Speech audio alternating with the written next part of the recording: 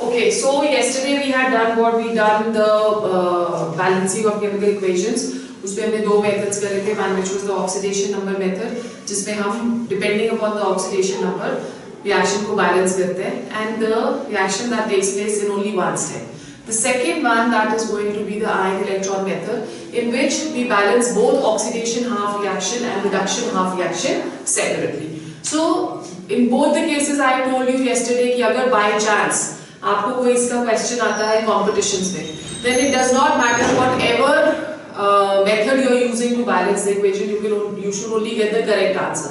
But in case of boths, if they have given you a question कि balance the reaction using this method, only then you use a specific method. Otherwise you can do it by any method which is more convenient to you, the one which you know you know that you have more hold on, so आप उसको कर सकते हो, right? So today there is a very small topic left. What we are going to do, it is known as disproportionation reactions. Now what are disproportionation reactions? Those reactions, they are also redox reactions. In these reactions it is one element only which is undergoing both oxidation and reduction.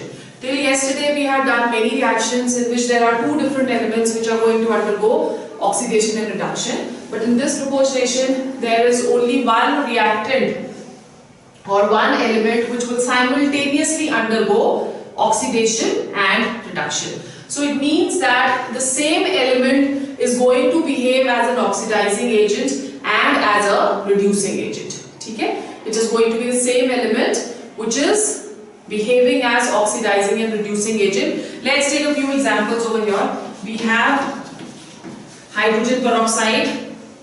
Okay? Now over here when we are taking hydrogen peroxide, this is going to dissociate into H2O and O2. So let's say that we are taking two molecules of hydrogen peroxide over here such that we get a balanced equation. So we have 2 H2O, okay, and we have O2, right? Now in this case oxygen is the element which is going to undergo both oxidation and reduction. If you are looking at the oxidation number of oxygen, it is coming as -1, as it is a peroxide linkage. Similarly here also it is going to be -1.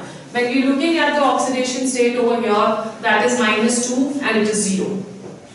Okay, so in one case the oxidation number that is going to go from -1 to -2, decrease in oxidation number, therefore reduction of oxygen is taking place. Okay? In the other, -1 to 0, increase in oxidation number, therefore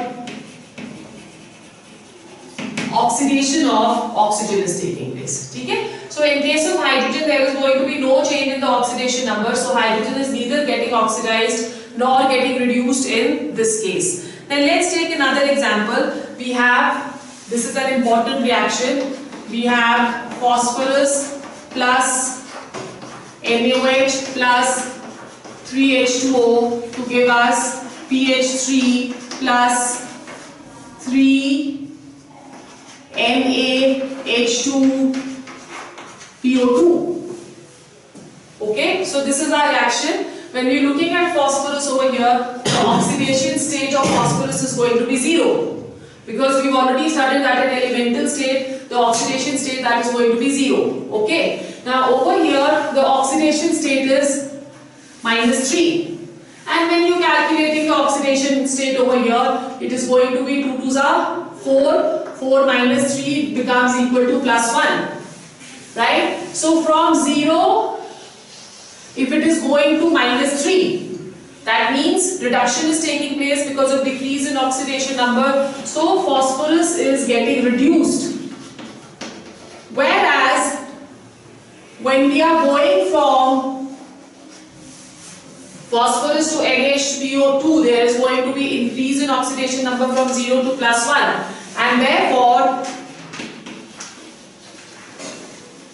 oxidation is going to take place. Okay? So simultaneously the same element that is going to undergo oxidation and reduction. Now for such reactions, how do we calculate the equivalent mass? That is important. Now when we are talking of calculating the equivalent mass of various oxidizing agents. Like for example, the first one we will talk of K2Cr2O7. Right? Now let's try and balance this equation and see the number of electron exchange which is taking place. We have Cr2O7 2 negative. This is going to get converted to Cr3 positive. Balance करो इसको तो हमारे पास आ जाएगा 7H2O and over here we are going to get 14H positive. Now let's see what is the electron exchange taking place. It is going to be the oxidation state over here, that is +6. So we've done yesterday, if it is going from +6 to +3, the exchange in oxidation number is 3 per atom. Now as there are 2 atoms of chromium over here, the exchange of electrons for 2 atoms +6 to +3 means reduction is taking place. There is going to be 6 electron exchange, right? Now when we want to calculate the equivalent weight of K2Cr2O7, that is going to be the molecular weight of K2Cr2O7 divided by the electron exchange, that is equal to 6. ठीक है? So this is how you calculate for K2Cr2O7. When we are doing it for KMnO4, in case of KMnO4 we have 2 different types of reactions. So we are taking KMnO4 over here. First of all, let's take it in acidic medium. ठीक है? So in case of acidic medium it is seen that MnO4 negative that gets converted to Mn2 positive. Okay? So let's balance this equation over here. The oxidation state is +7. So +7 means there is going to be +5 electrons which are taking place. So 4H2O plus 8H positive. ठीक है? So what is going to be the equivalent weight now? The equivalent weight in this case, that is going to be equal to the molecular weight of KMnO4 divided by 5. But remember that the 5 electron exchange is going to take place only in acidic medium. Let's do the same reaction in basic medium. Now when we are talking of, again we are taking KMnO4, its reaction in basic medium. So when we are taking basic medium over here, MnO4 negative, that is going to get converted into MnO2. Okay, this is the reaction. Let's balance the reaction over here. We have MnO4 negative, MnO2. Right? The oxidation state over here is +7. Oxidation state over here is +4. So how many electron exchange is going to take place? There is going to be +3 electron exchange which is taking place. Okay? अब basic medium में आपने इसको balance करना है, तो we will have 2OH negative. As I told you, we are going to put the same number of water molecules on the opposite side and plus another same number of molecules of OH on the other side. So the balanced equation over here is going to be MnO4 negative plus 2H2O plus 3 electrons to give us MnO2 plus 4OH negative. So over here the electron exchange in basic medium is +3 electrons. So how will you calculate the equivalent weight then? Equivalent weight is going to be equal to molecular mass divided by N. N is going to be the number of electron exchange. Over here, as you see, when we are calculating the equivalent mass of oxidizing agents, K2Cr2O7 and KMnO4, both are oxidizing agents over here. So we are taking the number of electron exchange which is taking place. But in case of disproportionation reactions, what is going to happen? You can see that there are different number of electron exchange taking place for the same element. So for that, equivalent mass for disproportionation reaction can be calculated by N factor. Now what is this N factor? When we are talking of this we say that the equivalent mass that is equal to molecular mass upon the n factor. How will we calculate this n factor over here? N factor that is going to be equal to n1 into n2 upon n1 plus n2. Okay, so let's see what is this n1 n2. We are taking this reaction only, right? So let's consider this reaction over here. Here you can see that phosphorus from 0 to plus 1. So we will say that n1 over here, that is going to be equal to 1. ठीक है, फिर 0 to minus 3. What is going to be the value of n2? That is going to be equal to 4. 0 to minus 3, 0 से 1, 1 से 0 से minus 1, minus 1 से minus 2, minus 2 से minus 3. So 4 electron exchange that is going to take place over here. 4 ही होगा ना? 0 से we are going to minus 1, minus 2, minus 3. So 0 से 1, 2, 3 electron exchange. So there is going to be 3 electron exchange over here. 1 electron, 2 electron and 3 electron exchange. ठीक है? So we have 3 electron exchange over here. Now when we are talking of 3 electron exchange, that means how will we calculate the n factor? N factor that is equal to 3 into 1 divided by 3 plus 1. So that is going to be equal to 3 by 4. Okay, so how will you calculate the equivalent mass now?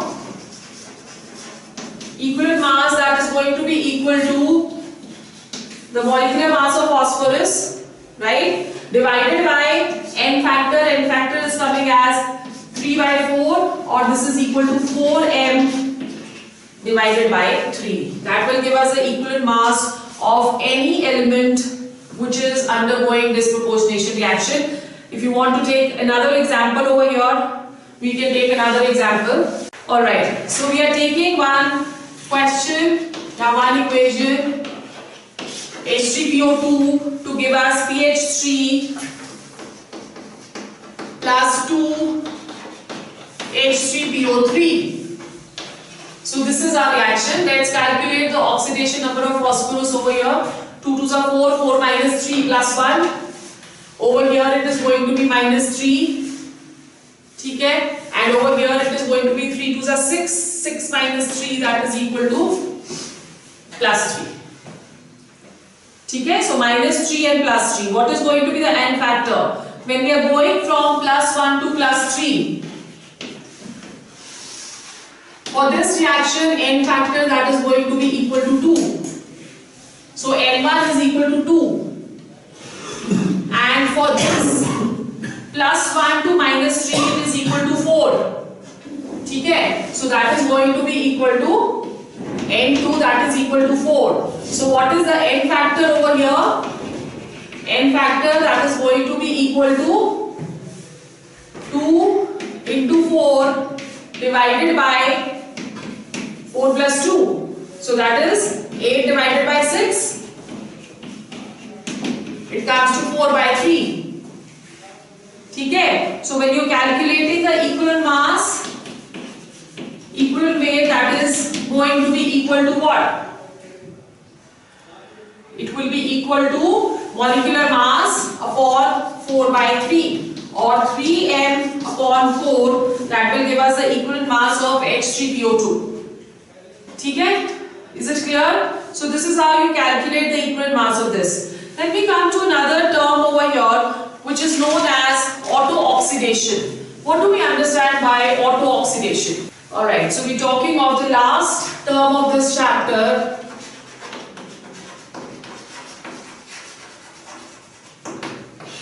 Auto-oxidation. Now what is auto-oxidation? There are certain processes in which turpentine oil and many unsaturated compounds, phosphorus and then certain metals like zinc and lead, they can absorb oxygen from the atmosphere in presence of water. ठीक है? Now when they absorb oxygen, the water is oxidized to hydrogen peroxide.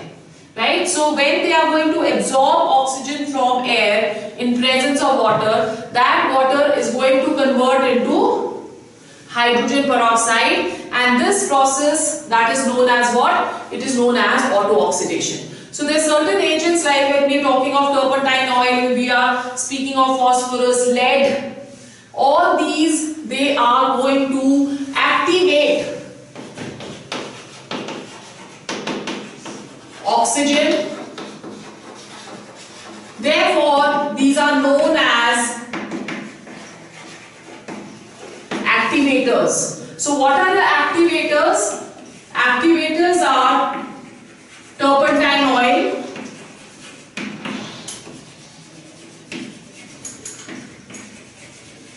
unsaturated hydrocarbons,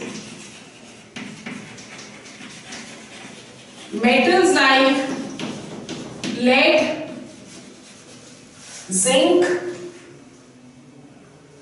they are going to be known as activators because they have the tendency to activate oxygen. They are going to absorb oxygen, and when they absorb oxygen, they react with water to convert water into hydrogen peroxide, and this is known as auto-oxidation. Okay? Now what is happening over here is that the activator is first combining with oxygen. So if you're taking lead as activator over here, it will first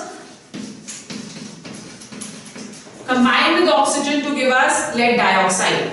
This lead dioxide over here, that is going to then react with water to convert water into hydrogen peroxide.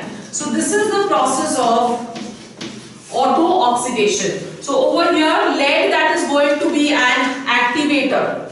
Okay? And addition compound which is formed over here, this, or you can say this is known as auto-oxidator.